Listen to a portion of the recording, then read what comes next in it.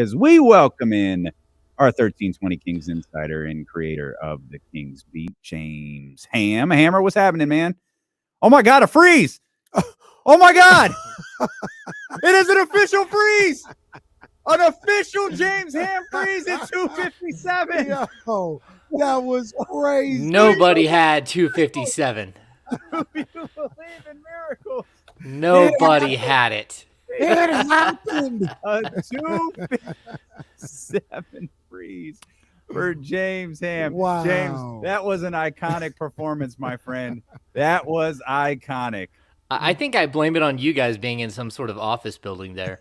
Yes, we're actually at Kaiser. You're waiting for an exam. At the Kaiser Permanente Studios. I swear if Kaiser had half a marketing brain, they'd sponsor this studio as it looks right now with absolutely no changes. That's crazy. James, we love goofing around, having fun, but we got to. Did Keegan make the trip? You know, I don't know. I'll check in. I'll keep checking in. It did not seem like he was going to make this trip. He did not get on the team plane. At least he wasn't going to as of yesterday afternoon. And the hope was that he might be able to jump on board a different plane and get there in the morning.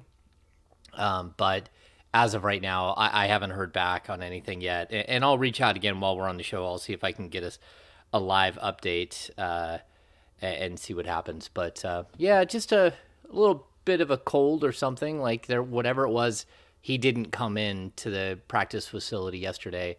Rashawn Holmes did. He participated fully. And then he didn't feel good at the end of participating fully, which is to be expected. He was down with a stomach bug for 4 or 5 days.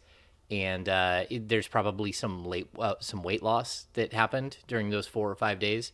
So I'm going to guess that, you get out there on the floor, you run yourself a little ragged, thinking that you're back, and then he got a little bit of a wake-up call. So, yeah, we'll have to see if he's going to be able to go at all tonight in Phoenix. I don't think, no need for Keegan to make the trip at all, whether it's on the team plane or a separate plane. Like, if he's not feeling good, let him get himself together back here in Sacramento, and we'll see him on Friday night. That should be how it goes, James. Yeah. I mean, he's been so good. You kind of want to see what it looks like without him and maybe give a couple of guys that aren't going to get some minutes or who are fighting for a roster spot a little bit more burn and just see how they perform. Give them a shot and let the chips fall where they may for some of these guys. Yeah. Do you think that if Keegan is out tonight, and let's go with Keegan and potentially Rashawn being out too, do you think that changes the coaching staff's original strategy for tonight's game? Yeah. Well, maybe. I mean, they kind of know who they're going to play and who they're not. Mike Brown was pretty clear that they're going to start slowly ramping up towards with the idea of, I saw that, rest Keegan for the playoffs. That's a good one. That's a great line. Yeah. They're going to start building the players up slowly. They only have 2 more games to do that. So, and then Mike Brown was very clear that the 3 players who did not play in the previous game on Sunday would actually get to play in the game tonight. So Sam Merrill, Chima Monecki, and Quinn Cook were all scheduled to play tonight. And it just could mean more minutes, especially if Rashawn doesn't play. It might mean that Neemias Queta gets in the game where he might not otherwise have gotten in the game. Yeah. Do you think that we thought maybe this would be a little bit of a dress rehearsal coming into game 3 with no Rashawn, with no Keegan? It's almost impossible to have a dress rehearsal with those guys being part of what you thought was going to be the regular rotation. Do you think maybe if that was the case, they scrapped that whole idea of dress rehearsal and, kind of play easy going into game 4 on Friday and get ready for opening night? Or do they just push back the whole idea of a dress rehearsal back into the final game of the preseason? No, I think that they continue on because a dress rehearsal in game 63 in the regular season could mean that Rashawn Holmes and Keegan Murray aren't in the lineup. You just don't know. And so you play it out. You go into this game just like you would any other game, and you try to get your rotations right, and you try to do the next man up mentality with these guys and see who steps up and who doesn't. I think the biggest thing is if you don't have Keegan, somebody has to become like a primary scorer off the bench. And he's doing it just flawlessly. Like, it's just so easy and simple for him to, like Fox said the other day, you look up, he's got 16 points. You're like, how in the world did that happen? And it happens quickly, but they need someone else to step into that role. As far as Holmes, they do have Alex Len, who can do something a little bit different. Provides a little bit more size at the position and a little bit better rim protection. But it's just an X man up mentality, and this team needs to get used to it because that's the NBA. It creates a bit of an interesting scenario for Mike Brown tonight, where if Keegan does in fact not play, and the scoring on the bench stalls, doesn't that create more of a, okay, we're going in the right direction? We need Keegan Murray to be a part of that second unit, and KZ Okpala is going to remain in the starting lineup. Yeah, I mean, we don't know though. I mean, because remember, go back to the game on Sunday. He started Trey Lyles in the second half at the power forward spot, so we could see something like that.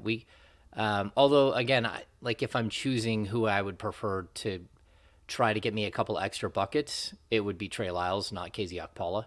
So it would make more sense to have Lyles in the second unit in that situation. But again, I think what it does do is it opens a door for guys like Chimezie Metu to maybe get a little bit stronger minutes. Maybe again Chima to actually let people see what he can do on the court. It definitely it'll change a few things, but I think more than anything else, it just opens opportunity. So I know I don't want to make too much of KZ and the starting thing and everything, but I don't know, James. I really liked what I saw from him in these first two games. Not to him specific. Well, I mean from him specifically too, but more so just the way the balance of that lineup to start the game. And is it too much to say that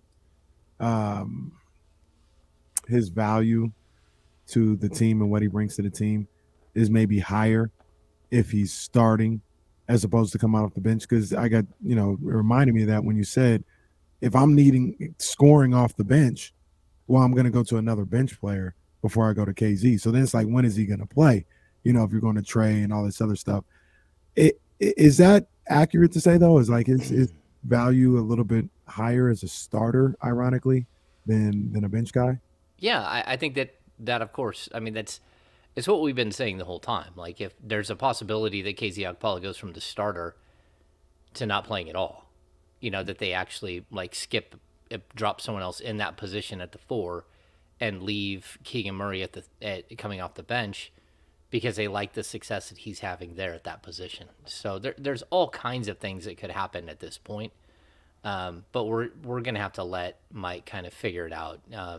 The one good thing for KZ, I'll continue to point out, I thought when they put him on the bench to start the third quarter, but then brought him in with the second unit, he actually played really well with the second unit. He was active. He attacked the rim. He attacked the glass. I really thought he did a nice job of standing out as a player that you hadn't really seen stand out on the offensive end before. And it showed me, okay, maybe he can do something on the offensive end. Again, we're talking about a player who averaged 16 points a game in college. It's not like he hasn't scored. He does know how to score. James, we determined Mike Brown is winning Coach of the Year this year. Yeah. So I if you want to get in, can't wait for that press conference. It's between I think it's between Willie Green, Chris Finch, and Mike Brown.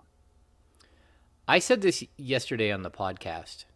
I just want him to have success because he's so much fun to cover. And you want him to find success, so then that's the personality that we continue to get. Because it's one thing to have all these fun moments in preseason, the roar and the moment yesterday where he started interviewing someone with Sean's mic, with Jay Triano, that's who he was interviewing. But those are good moments, but that doesn't play if you're 12 games under 500. Right. So I want him to find success because if this is who we get, he's absolutely fun. And he's going to be a character all season long, and we're going to get a bunch of zinging one-liners, and it'll make for a much more interesting year. And I think if he does get this team into the playoffs, He will be considered for Coach of the Year. And I think all of these moments right now would actually help that because everybody is kind of like, man, I like this. I like this version of Mike Brown. Like, this is a fun version. This isn't something we've seen before. And he is like a big personality. He's got a huge laugh. He's got a big smile. And as long as they're winning, I think this is who we'll get to see. The second things get a little difficult, it'll be a little bit like the players on the court. How will he respond? How will his personality change and all that stuff? Yeah, my thoughts, James, were if he gets them into the 6th seed. Now I know we're talking crazy, but if he gets them into the 6th seed, he's getting Coach of the Year. Because ironically enough, James, it's ironic because it's usually because of something negative or joking and all this other stuff. The Kings are one of the biggest stories in the NBA. They are. They are relevant in the NBA. You can say for all the wrong reasons. I understand that.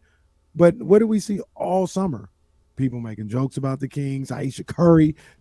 Like the Kings are relevant. So if they're successful, that's going to resonate. My argument to Damian was that's going to resonate more than Minnesota getting to the 3 seed. Like if the Kings get to the 6 seed, people are going to take notice of that more than Minnesota being good. Yeah, I would say that that's likely. I would also say that would it outweigh if Memphis was the 1 seed? And that's where you're going to have to like start like really breaking it down. Like what if Memphis like takes his tremendous leap again and what if Ja doesn't miss 20 games and they're just a world beater and everyone's looking at the team like, okay, well this is one of, if not the best team in basketball. And that's possible. Like all of these things are possible. Like Minnesota could easily be the 3 seed. They could also be the 10 seed. We just don't know. We're going to have to, wait until the ball tips up and see how it goes. Someone did ask if the game is televised tonight. They are televising it in Phoenix on Bally Sports, which means that if you get the NBA package, it is available tonight to stream. And because we're in preseason, I think you can do a free trial. So just so people know that this will be one of Sometimes the few those are games. blacked out, though, Yeah, aren't they be they? hating sometimes. Aren't away broadcasts sometimes blacked out? I think they're blacked out if it's number one, if it's regular season, but if it's played locally, they get Okay. blacked out. Yeah. Okay. So that's the issue. Okay. What do you think of the Kings' opponent tonight, Phoenix? It's a 64-win team last year who, the roster, with the exception of Jay Crowder, still intact. But, we say it all the time, it's bad vibes around Phoenix. And I don't see them winning 64 games, but we were debating, is this a play-in team? Do they just fall to 50 wins? Like what? I just can't get a feel for where Phoenix is, but I know I don't like them as much as I did last year. Yeah. I mean, have you ever fully been bought in though? Like, because I've always had a tough time buying in fully with who and what they are. I wasn't last year. I wasn't the first year when they made the finals. I said, nah, this isn't real. And I didn't think it was going to be real coming into last season. When Chris Paul went down, and Devin Booker, and they went like 18-3 while Chris Paul was out. I was like, damn, maybe they are really good. So, yeah. Something feels off though with them. Yeah. I agree with you. Yeah. I mean, they've got talent, that's for sure, and they've proven that they can win.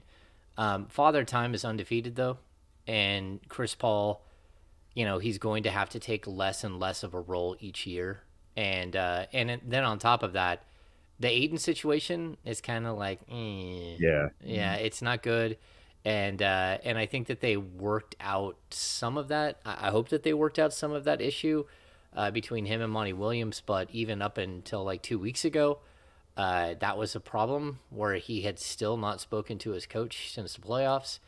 And and then again, the Jay Crowder thing is just weird. And, we saw rumors that I think they've offered Jay Crowder probably and something for, why do I always, Jordan Clarkson to Utah. So that's one of those deals that, that would make them a much more interesting team and give them better depth. But overall, they are a fun team. They've got a lot of young talent, a lot of up and coming guys that can really, I kind of I like when Bridges takes over. He shows that other side of himself. That's just like this really really crazy lengthy scorer, and I don't think he gets that opportunity enough. Cam Johnson's a guy that's really good, and like I think that they're a team that you still have to look out for. I just don't know that again, whether they're a 1 seed, whether they're a 3 seed, or whether they're a 5 seed, like kind of taking a step back a little bit. You don't really know. One thing I was looking forward to seeing tonight is they're a good defensive team. They've always been they've been a good defensive team under Monty Williams, and I thought that would create a really good challenge for Sacramento, even in a preseason setting, because Chauncey Billups, regardless of what you think of the Portland roster, Portland hasn't been a good defensive team in years. They've been almost as bad as the Sacramento Kings, but they've had Dame Lillard and CJ McCollum to help kind of cover that up.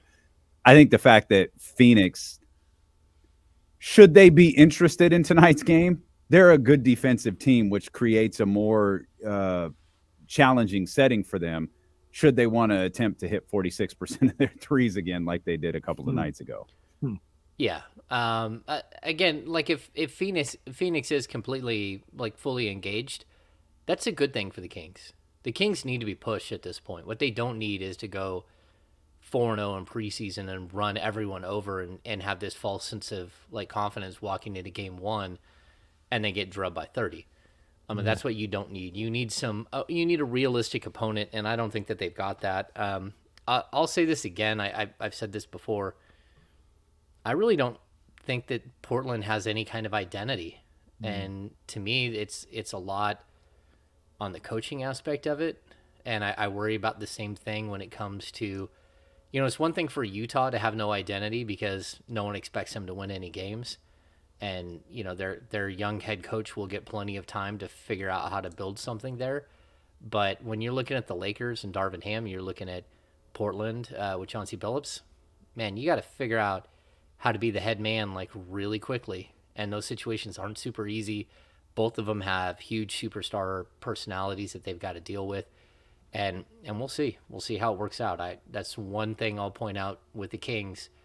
I think they're in a really good place because they hired a veteran coach that's a winner in every stop he's been at pretty much, and who just spent the last 6 years winning like 3 championship rings and somehow taking like a 33-year-old and up roster and putting in like they finished second in defensive rating and second in rebounding in the league without a rebounder that averaged more than 7.3 a game. Those are things that are just stunning, and that it's all about the team. It's all about everyone buying in. And if he can get that same thing here, I think the Kings are going to have a pretty good, solid season. Yeah, James, you mentioned Portland a little bit.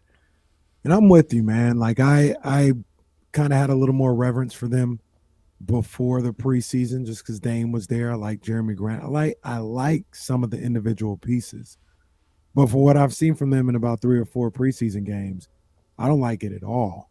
I don't like the combination of players, and I always look at that as an opportunity for the Kings. Obviously, when you talk about playoffs, but also an opportunity because if it's not looking right after a certain amount of time in Portland, they could get into the Wembanyama sweepstakes real easy.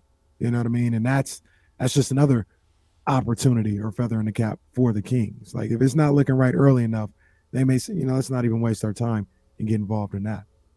Yeah, that's an interesting question. Like, will there be another team that just completely drops out and basically, whether the Kings are at the bottom or not, hands the Kings a play-in spot? And that's totally a possibility because, I mean, we've all seen it. You watch like 2 seconds of clips of Wembanyama and you're like, okay, I want that guy on my team. I mean, that guy right there is going to win, 3 championships.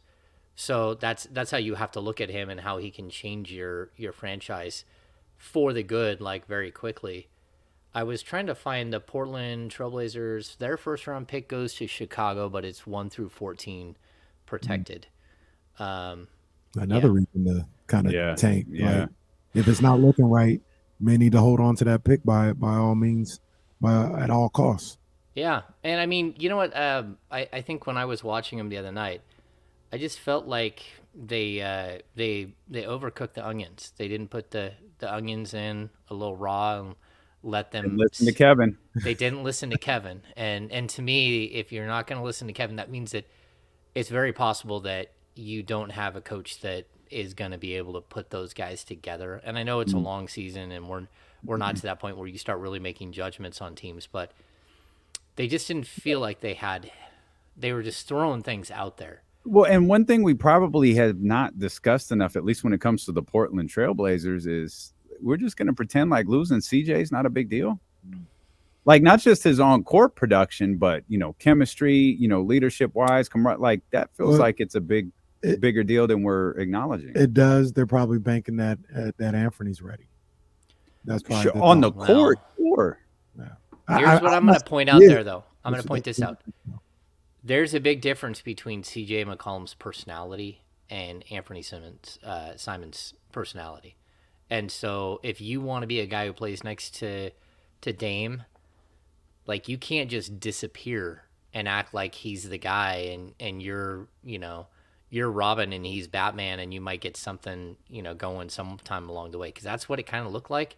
Like, he's just out in the corner standing there. You're like, aren't you the guy that was just lights out last season? That was just really, really like tremendous. But again, it takes the right personality to put next to a guy like Damian Lillard. It's one thing, again, if he's a third guard, but if he's a second guard, everyone knows that, like, CJ McCollum walks in and he owns a room in the same way that Tyrese Halliburton does. And playing along that allows him to just play alongside Damian Lillard seamlessly.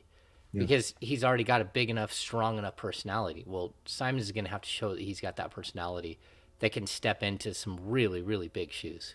Yeah, it's a completely different role now for Simons, and there's no guarantee he's ready for all that. Going back to the Kings real quick and talking about people in a different role. Myself and Damien, we just kind of laid out a scenario where the question was like, who was a wild card team in the NBA? And I there are other wild card teams in the NBA, but I said the Sacramento Kings. And one of the guys that we talked about was Harrison Barnes. We've talked about him a lot, but him being in a position that he's never been in Sacramento, where he's a guy that you don't have to have 16 from him every night for this team to be successful. Do you think that's something? Number one, do you think that's accurate? The type of role he's in right now, and also, do you think that's something that he may flourish in? Yeah, I want to see what it looks like 20 games in. I do, because like I still think that Harrison Barnes is one of your more stable players on this roster. And for a team that's looking for stability and looking to pin in stats as opposed to writing stuff in pencil and having to adjust and erase, he's still a guy that you can write in pin that, at a minimum, I think 15 points a game. But like, you don't have to have him go crazy every night. And I think the way that the ball is moving, the way that his versatility as a scorer, his ability to go to the rack, his ability to shoot the corner three, to really mix it up for these guys, is going to come in handy a lot. He's a smart player. He's already like formed chemistry with Sabonis as a cutter. I think he's a guy that, again, he could get to 16 every single night, and it won't look nearly as hard as it did last year. And I think that that's where you kind of have to look at him as a player that, like, if all the players around him are better, he'll just look better himself. Like, it will allow him to look more comfortable. His defensive metrics will skyrocket. I don't think he'll be a bottom 50 like statistical guy as far as on the defensive end, where last year he's like bottom 12. Like, I think he'll go back to where he usually is, and top 30% of all NBA players, top probably 70% of forwards, like defensively. And it's not like he's a lockdown defender, but he is really solid in everything that he does. And having guys like that are multifaceted, that can do all kinds of things on the court, I think it'll play well. It feels like as a collective, this group has a lot less pressure on it uh, than they used to. Yeah, I mean, we talk about this with De'Aaron. Obviously, we haven't really talked about it with Sabonis because he hasn't been here long enough. But the same for Harrison Barnes, and to a certain degree, Keegan Murray also. In that, as a rookie, he's not coming in with the weight of the franchise on his shoulders like De'Aaron Fox did, like DeMarcus Cousins did, like so many rookies of the past did. It's like you're a nice piece that we believe is going to help us get to our end goal. And I think that's the case for Harrison Barnes too. He's a piece that's going to help this team get to its end goal. I think Sabonis, bigger piece, De'Aaron Fox, bigger piece. Those guys probably have a little bit more pressure, but I think the burden is eased because, as has been pointed out many times, since free agency, this is the best roster the Kings have had in a decade. Yeah, when you mentioned Fox, every time we see a list of the best players 25 and under, De'Aaron Fox isn't mentioned anymore. He dropped from like number 35 to number 50 something in the preseason poll on ESPN. We talked to him the other night in the locker room, and Sean asked him about whether he's going to wear Converse this year as opposed to Nikes, which he's always wore.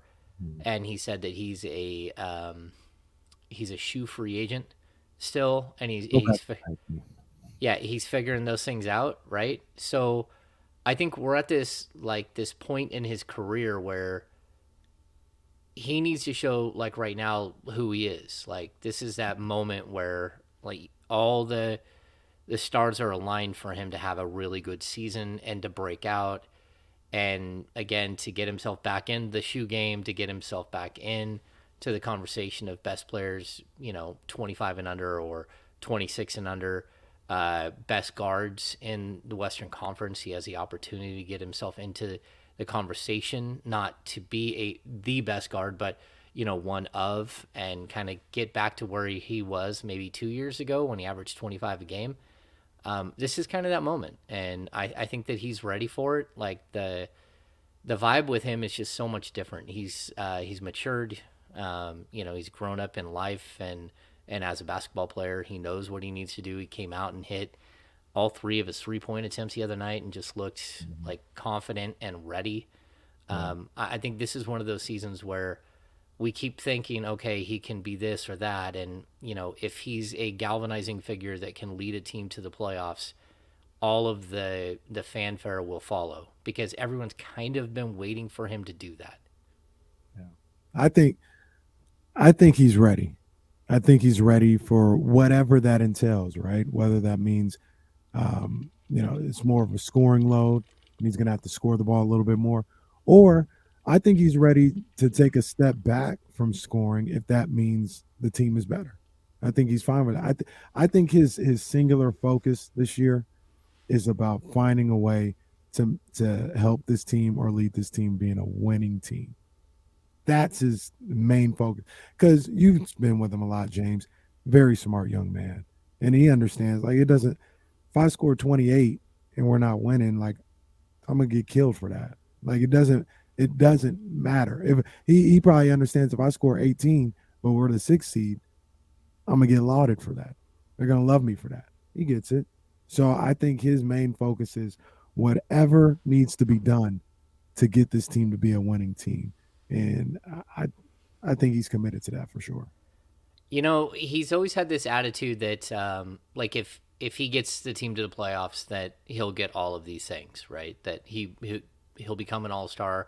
Like, he's a guy who doesn't like to talk about personal goals. He always says that, like, if our team gets to point B, like, I will get whatever it is that is sort of what comes with that.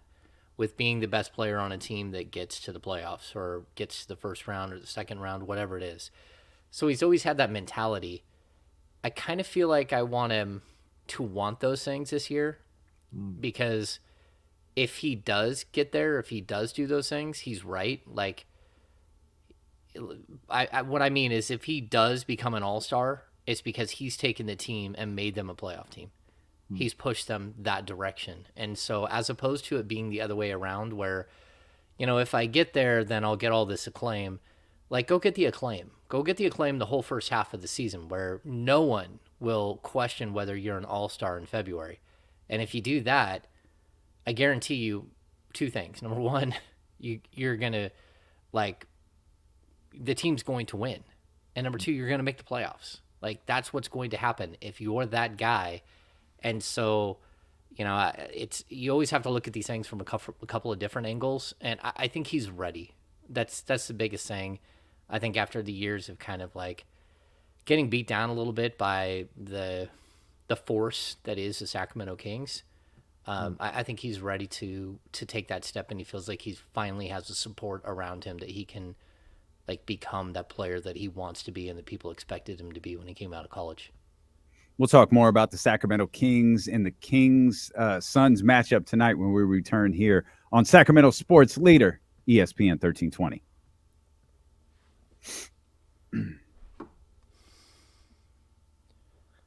I still got nothing on Keegan Murray. Gotcha. Hold on, James. Oh. What's up, man? What the fuck are you, KP? Stop this.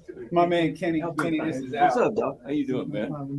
Yeah. Hang on, James. Sorry. What's up, man? Oh, no stress. I'm all right. I'm coming. Yeah, you coming? Boise, yes, Keegan Murray is 6'8".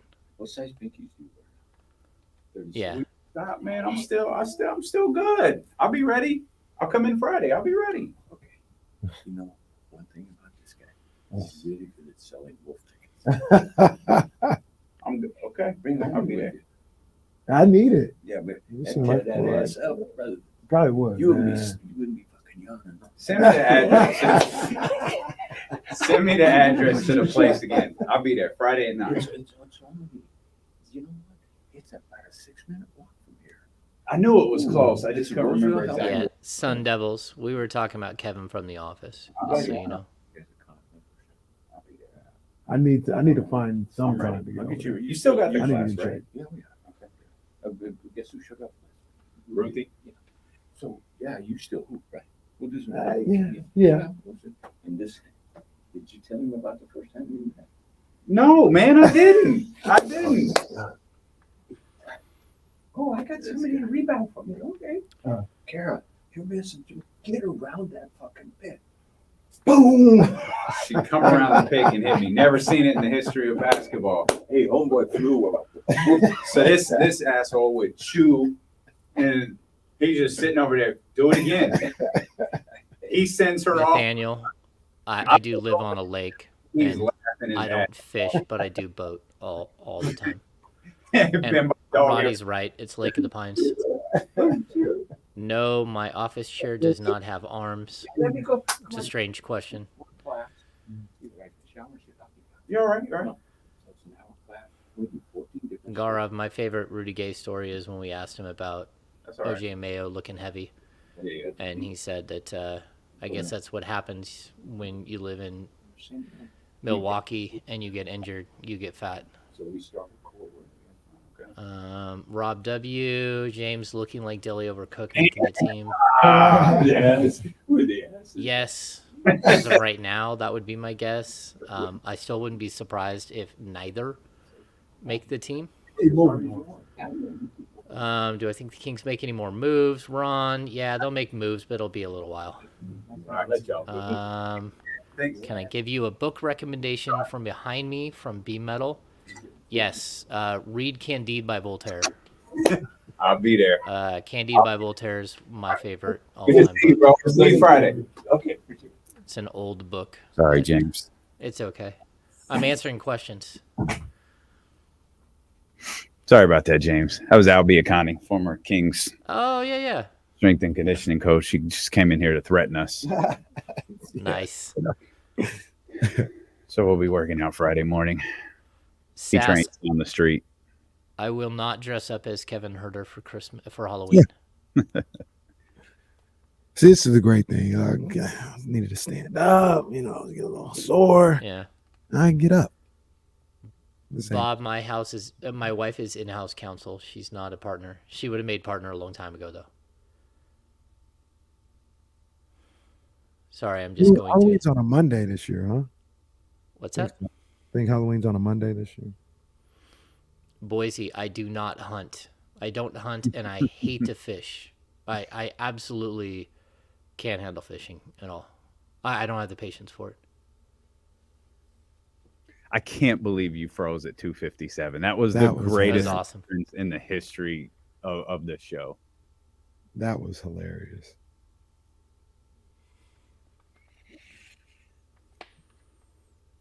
Man. Mark Wong, low key a Sacramento legend as well. Mark Wong know everybody. So, what was the deal with the armrest? Because somebody asked me if my chair has armrests. There's no we the chairs don't have arms on them. So you just sit here with your hands folded in your lap. Well, that's what I do. My chair. There's no it's so awkward. I don't know what to do. It's the counter's too far away and it's too low. So I just sit here. That's awesome. Yeah, my chairs are my bar stools. So I have a bar stool over here from my bar that's right. Those straight in front of me. podcast radio hit days, those those are tough days in a bar stool. It's a long day. It is. Yeah. Especially with my back.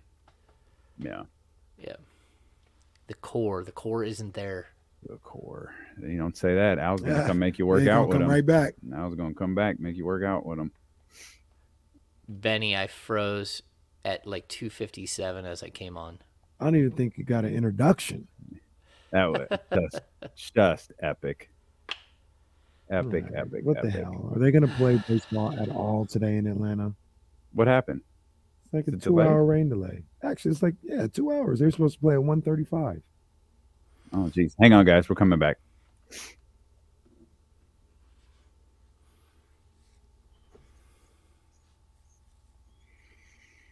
Live on the Odyssey app, live on twitch.tv/ESPN1320, youtube.com/ESPN1320. If you missed any part of today's show, you check out the D-Lo and KC podcast, wherever you get podcasts from. But of course, you can check out the King's Beat with James Ham, Sean Cunningham, and Brandon Nunez, available wherever you get podcasts. I can't imagine how excited Sean Cunningham was and Fox 40 was when Mike Brown grabbed that microphone yesterday and cut a full-length promo with a Fox 40 news. By the way, I got a little microphone stand for you, a little microphone flag for you.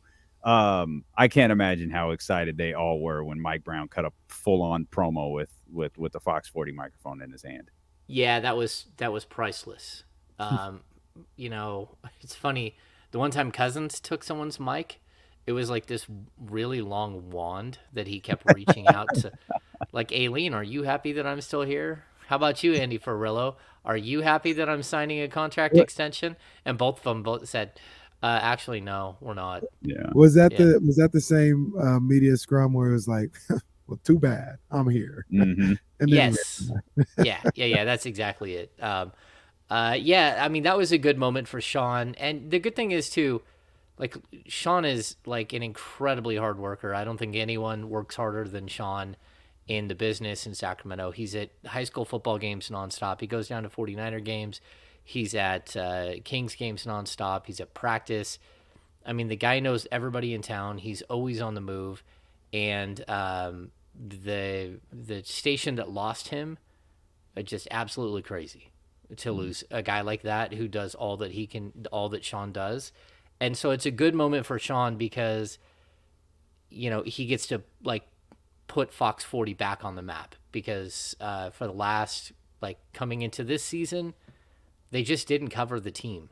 Like, you would get Mark Dembski you'd get Mark Dembski at 5 or 7 games a year, and Jim Crandall stopped coming probably 3 years before. And even before that, like, you'd get him at a practice maybe 3 or 4 times a year, not really at games. So there was no real, like, imprint of their station at a Kings game. And now with Sean and his guy Chris Tavares, like, they're rolling, and it's good to see. Yeah.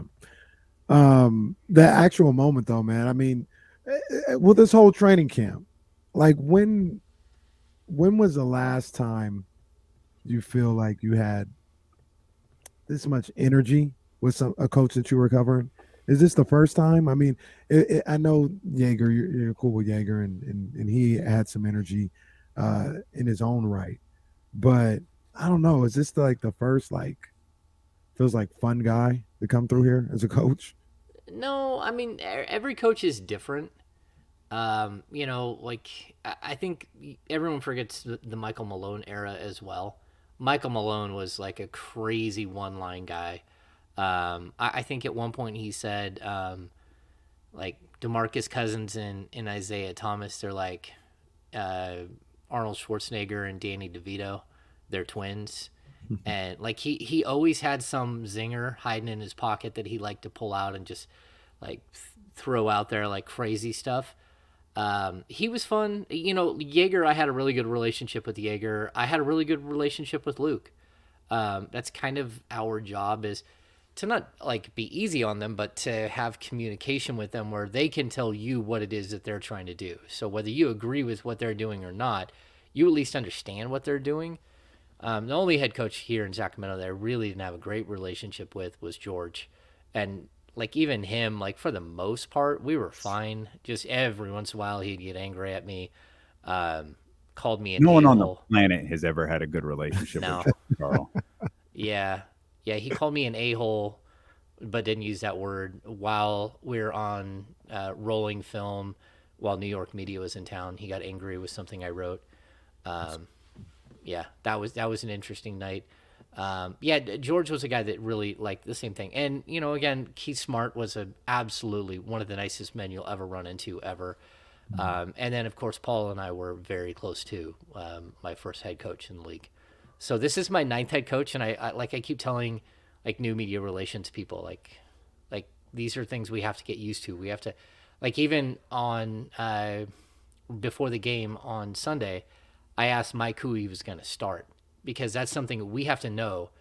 What kind of coach is he? Is he a coach that doesn't care and goes, hey, look, the game starts in 45 minutes. Like, I can't do, and they're not going to make like wholesale changes if I start Chimezi Metu over KZ Akpala. So they'll just give it to you. Some coaches are that way, and other coaches are like highly secretive with their starting lineups. And Mike was clear, like, I'll give it to you tonight, but I don't do that. And those are things where we have to get on the same page, and that's how you're learning a coach the whole time. There's all of these little pieces to how they handle things.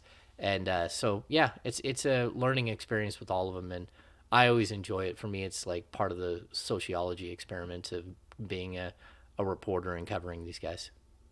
So good stuff. Mike is a great guy. Entertaining press conferences, full of zingers, full of energy. Cool. Go play some defense and win games now.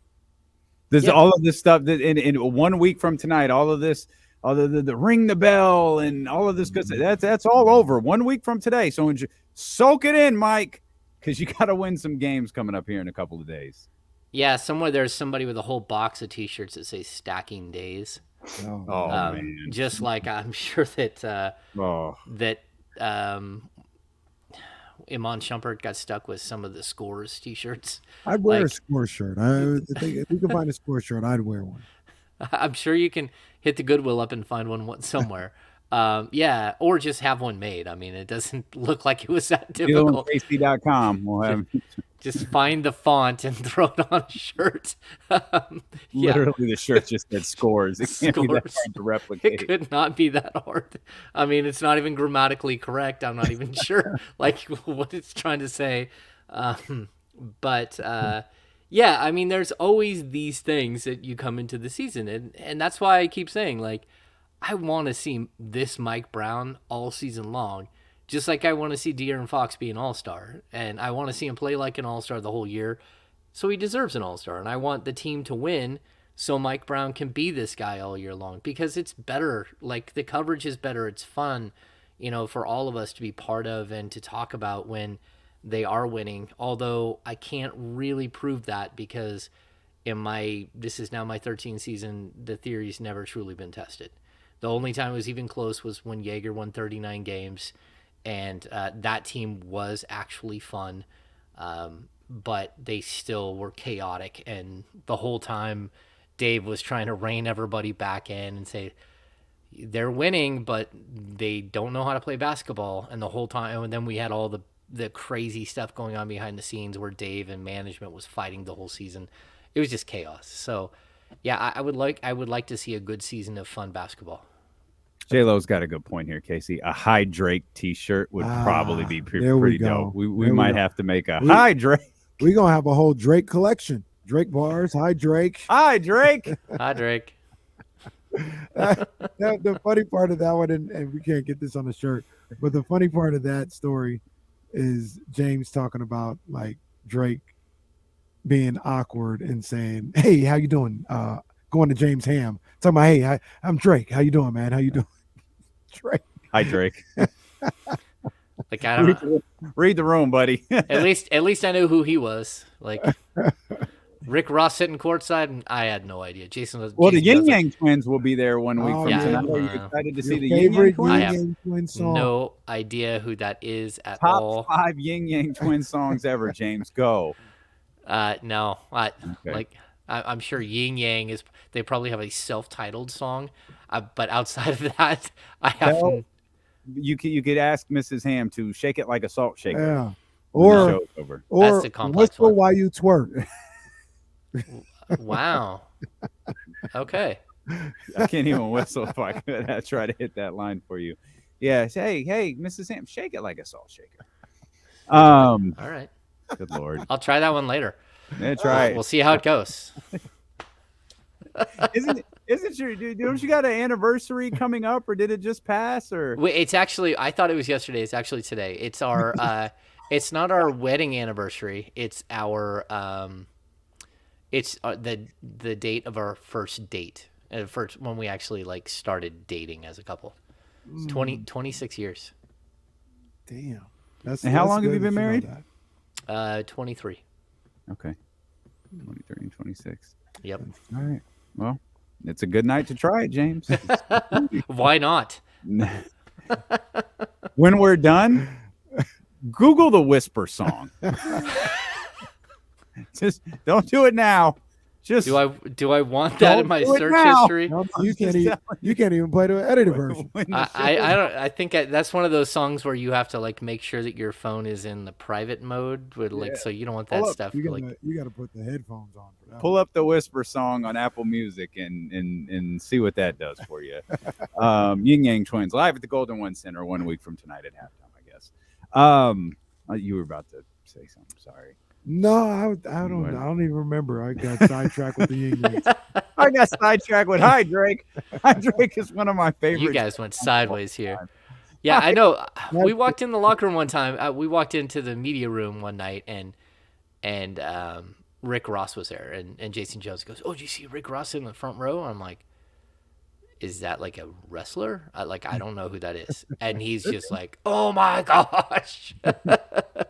He has the same reaction you guys have on this stuff, but like, I don't know who Rick Ross is. I now know who Rick Ross is, but that is the sneaky, exciting part of the upcoming season is what random person are we going to find courtside? Now, Rick Ross isn't random, but Right. you know, Brett Favre sitting next to Chuck Liddell, that's random, and it's aged very, very poorly, Very might I add. poorly.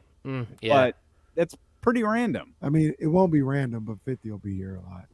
Yeah, that'll be a good courtside You know celebrity 50, huh, sighting. James? 50 Cent. Well, I know. Yeah, I know who that is. Yeah.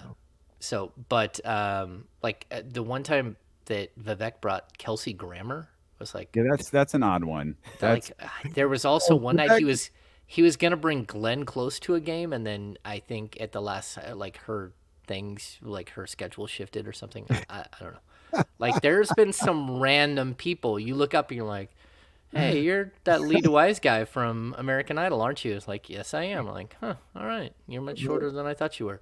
Well, that is connected, man. I've always connected. can't wait till Michelle Pfeiffer is here this year. That's gonna be dope. Yeah. Barry Well, Bonds, I can Oh, tell I you bet that. I believe Bonds that. is coming. I believe that. yeah. Remember when Floyd Mayweather was here random? I mean, that was Isaiah Thomas, but yeah, Yeah, Floyd. he was a big Isaiah Thomas fan. I think he bought Isaiah a Bentley. Yeah, they're really good friends. Well, at least they were. I don't know if they still are. But Yeah. Okay, so back to the Kings and the Suns tonight. Is there something you really want to see from anyone in particular tonight? Yeah, we could take Keegan and Rashawn out of the equation for now, but is there something you want to see from Delhi, from Nemias Queta or Alex Lynn. I thought Alex Lynn played pretty well. I don't know if we really talked about Alex Lynn on Monday, but I thought he played pretty well in his time. I would like to see Herder put up like 20, where like he becomes like a player that draws a defense to him, because I think we keep talking about how they added a bunch of shooters and the spacing's better and all that stuff. Then they go out and they hit 21 threes, and that was impressive. But I want to see like a gravitational pull moment for Herder, where everyone is kind of like, oh man, the dude's on a heater. We've got to do something crazy like put put Bridges on him, put Mikal Bridges on him, or something like that, where they have to start making adjustments. I want to see how they look against like an elite scorer, because they looked good against Dame, but Dame didn't really do a ton of stuff. I want to see if what they're doing translates to a guy like Devin Booker, and that'll be big. And, the defense has to hold up. Their defense has been excellent the first two games. But again, it's so early. Like, we have no idea who this team is going to be. So, James, we were trying to like kind of figure this whole thing out. We're talking about the starter four and all this other stuff, and maybe we're thinking about it a lot. I don't know, but we're wondering like what's really going to happen. Hasn't Mike Brown essentially showed us what's going to happen? I mean, it's been KZ for the last 2 weeks, and we're thinking that days before opening night that's supposed to change. Like, has it been obvious, or do these things change that quick sometimes? Yeah, I mean, I think it's interesting because we still see some of the same groupings together. So those guys KZ has still been playing with the starters in practice, and so we see that. We watch him start the first two games, but then we get in the huddle, and Mike Brown like clearly states that Herder has won the shooting guard position. I don't even know if it's won the shooting guard position, or like he's just like he's the guy that they always just were going to put in that spot. Mm-hmm. But then he keeps saying that, but the power forward position is wide open, and we're going to continue to make adjustments there. And people have tried to push and like prod a little bit about like, well, what does Keegan need to do to be the starter? And I don't think that that's it. Keegan just needs to do what he does, and he'll earn whatever it is that he's going to get. He's a guy who's probably by the end of the season going to be playing over 30 minutes a night. But at the same time, you do have to kind of respect the process and let Mike Brown see what he's trying to do here. And I don't even think that the Kings are that team that are saying, oh, we want to make Keegan Murray earn it. Like, that dude's earned it. I like, you can take KZ Okpala's entire career, and I bet you he hasn't had 6 games like what Keegan has had between preseason and summer league. And that's not fair because he's not really a scorer, but it's just showing you that one guy is like so incredibly elite for his age in the game and can step on the court and help you, and the other one is working his way into the league still. And so I think it'll all work itself out in the end. And I don't have, like, Mike's not doing something crazy just to be spiteful. He's doing it because he's trying to put everybody on his team in the best position to win. He's trying to put his team in the best position to win. He's trying to cover for some of his players who aren't great defenders. Until they learn the defense, having training wheels on your starting five, like a guy like KZ Okpala, which that's what that is. It's training wheels for the rest of the guys who need to be better defensively. Like, until they all get it and they're all flowing, then you can start making adjustments. I could definitely see a moment where KZ Okpala starts, but he plays the first 3 minutes, and then we don't see him again until the third quarter. Did we get a definitive answer on why he went to Trey Lyles to start the second half? No. Wanted to try something different? It's possible he gave an answer, but I'll be honest, I don't think he did. That night, they had Mike Brown go after the two players, and then they opened the locker room up right before Mike Brown was done talking. And so they said, okay, hey, the locker room's open. And so I left and went to the locker room because it's like, again, the first time we've been in the locker room in 31 months. So I went to the locker room and then stood there and waited because there were no players yet. I'm like, okay, this is bizarre. But if you don't go do that, the players will like, hey, there's no media. And they bolt. They all like, they get dressed so fast that like they're still like pulling on a pant leg as they're running out the door trying to get away from the media. And so like somebody has to go and stand in the locker room now and make sure they don't leave, because we have this new, everything's new when it comes to like media and times and all that stuff. And we're still working through everything and we'll figure it out. But now we're getting 2 players and the coach in the media room, which has never been the case. We usually get the coach in the media room and then we all go to the locker room together and we wait. Now there's a limited number that get to go into the locker room, and the coach can still be talking or one of the players can still be talking while the locker room opens. So we have to balance this whole thing. It's going to take a little while to try to figure out. Kings basketball back tonight, baby. Yeah, I mean, tonight, Friday, and then we just count down to the start of the regular season. It's here. Remember, like late July, you're like, oh my gosh, gotta wait till October. Well, it's usually the 3rd week in August where I'm like, oh man, we still have a month. We still have 5 weeks. You know, that's usually when I'm like, oh, this thing, the off season does drag on. Now James is burning $80 in gas to get to work, and now he's like, oh, I miss those late August days. I know. Like, subscribe to the King's Beat. Each of you subscribe gets me 1 gallon of gas. Just per month. 1 gallon of gas. Go to thekingsbeat.com, become a premium subscriber. Not only do you get tremendous Kings content, but you get invited to the off the record happy hours. And I know we got another one of those coming up only for premium subscribers. So go to thekingsbeat.com and become a premium subscriber. Get invited to the off the record happy hours and contribute to James Ham being able to get to work each day. There it is.